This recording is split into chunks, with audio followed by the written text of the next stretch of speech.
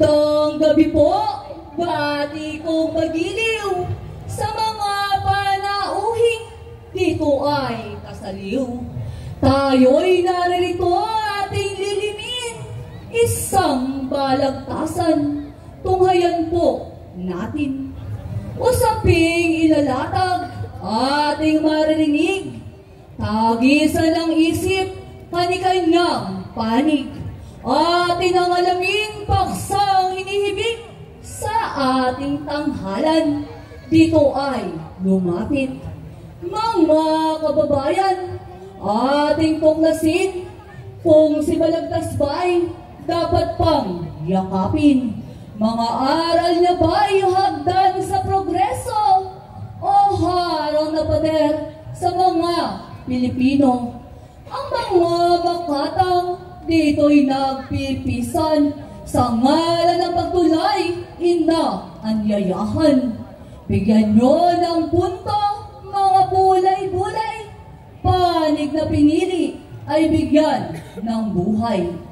Mga kabalagtas, ngayoy tunghayan, talakayin natin ng may kahulugan. Suriing mabuti bawat katwiran, pakinggan sila at ating ngang hatulan. Aming lakandiwang, kapita-pitagan, sumasagot akong handa sa tulaan. Mga aral ni Balagtas ating kayamanan, pamana sa bansa, hagdan ng kaunlaran. Kanyang mga tulay, di lang panaghoy, kundi isang tulong sa pag-ahon sa kumunoy. Ito'y isang tanglaw sa landas ng buhay, nagmulat sa mata't dusang pinabaybay. Sa loob at labas ng bayan kong sawi, kaniluhay siyang nangyayaring hari. Di ba't sa saknong na ito unang naaninag, mga aral na dapat sa atin ay mabanaag. Kung ang nais natin totoong progreso, mga aral ni Kiko ang ituro sa mga tao. Pagkakaisa't kaunlaran nating makakamtan, pamana ni Balagtas, hagdan ng bayan. Ang sa unang panig, atin ngang narinig, hagdan sa progreso, siyang naghimig. Katwiran sa atin kanyang isinulit, sa loobin ng dibdib ay sinambit. Ngayon na may tinatawagan, harang na pader, bigyan ng katwiran. Bigyan mo ng punto yung paninindigan ng aming matanpo, laman ng kalooban. Mga kababayan, sa bayan ng Balagtas, ang aking pagbati sa inyo ay wagas.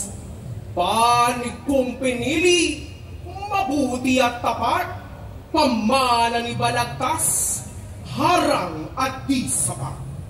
Kaibigan kong katoto, ikaw nga ay may punto. Tunay ngang dakila, tulang tinuran mo. Ngunit ito ba'y sapat sa ating mga adhika sa panahong ito ng agham at ginhawa? Aral ni Balagtas ba'y kailangan sa bagong sigwa? Oo nga't marilag, tinurang pamana. Ngunit sa teknolohiya, ito'y may laban ba? Bayan di aahon kung ito ang dala. Sa digital na mundo, ang kailangan galaw. Hindi tulad mga aral, sa papel lang natatanaw. Kung ating nais, bayan ay sumulong, buwagin ang lumang pader, at sa aki sumang-ayon. Pamana ni Balagtas ay di kailangan iyong ipinuntot binigyang katwiran. Ito'y di angkop sa pagunlad ng bayan, pagkat kilos at galaw ang sabi mong daan.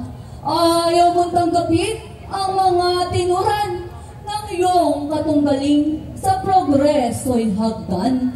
Naniniwala kang ito'y pader na harang sa pagkamit nitong pagkakaisa at kaunlaran.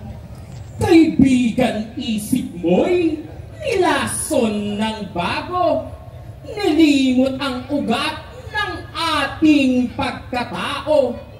Kung walang panitik na busog sa aral, saan huhugot ng bait at dangal?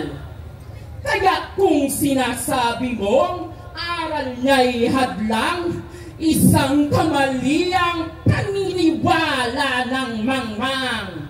Kung ang nais mo'y bansa ay magbuklod, wika at kultura ang sangkapag na umusod. Ika'y dahan-dahan, kaibigan kong katoto. Oo nga't marinag, tinurang pamana. Ngunit ang pagsulong ng bansa ay paano? Aasa sa damdamin, walang gawa ang tao. O pag-ibig na makapangyarihan, pag pumasok sa puso ni numan, yan ba ang aral na iyong igigiit? Di ba't aksyon at trabaho ang dapat na ipili? Huwag mong gamitin akda ni balagtas upang ituwid pananaw mong balikwas. Kung walang aral ni balagtas, paano malalaman na ang bayan natin ay may kasarinlan? Hotukso, layuan mo ako. Ito'y isang daing isang pagsusumamo. Sa panahon natin ngayon, lalong naayon. Bagong mundo mong sa isip namin ay lason. Hindi sapat ang makina, hindi sapat ang galaw, kung walang dangal at isip na tanglaw. Ang bansa natin ay di lang teknolohiya, kundi diwa't wika, aral at kultura. Mga pamanang aral, oo nga't mahalaga. Ngunit ito'y sapat sa ating teknolohiya. Ngunit ito'y paano kung walang agham at teknolohiya? Hindi ito sapat sa daang tatahakin. Hindi puro himutok at puno ng luha. Kung ang nais natin bayan ay sumulong, ang ating kailangan hakbang na konkreto. Atin ang iyakapin mga bagong adhika, hindi puro himutok at puno ng luha. Sa pagtitimbang ng ating usapin, pamanang aral ni Kiko, hadlang sa landasin. Harang na tinuran, di mo nauunawaan. Mga kababayan, huwag magpaninlang. Mga aral na pamanay, hindi sagwil. Hagdan sa kaunlaran, huwag nating itakwil. Ngunit anong silbi ng pamanang aral kung pagkakaisay himagsik ang dangal?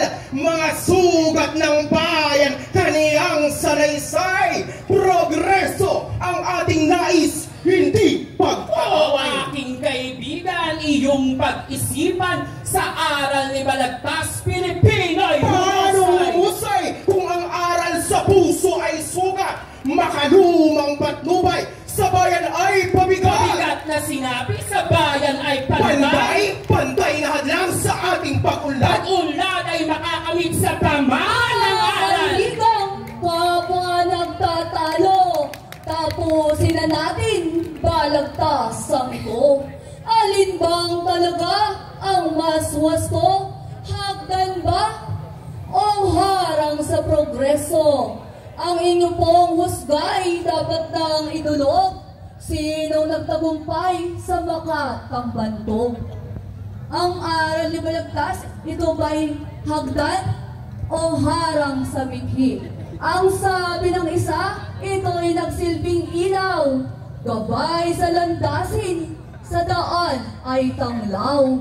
Ngunit ang isa'y nagsaad ng putol. Mga aral ay malakit, dapat na maputol. Ngunit sa huli ay ating unawain ang diwa ni Balagtas sa ating damdamin. Sa loob at labas ng bayan kong sawi, kaliluhay siyang nangyayaring hari.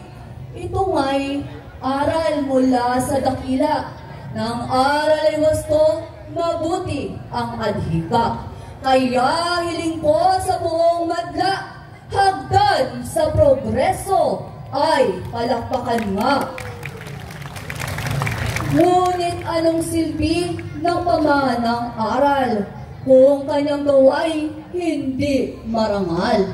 Ito'y harang sa progreso kung walang pagbabago. Mga kaibigan, harang na pader ay palakpakan ng masigabo. Sa huling pagtitimbang ay dapat tandaan, pagbabago at pamanang aral ay susi sa kaunlaran. Kapwa mahalaga sa progreso ng bayan, lalo na sa Balagtas na ating mahal. Kaya naman ang aking hatol, dalawang makatay tabla, walang gatol.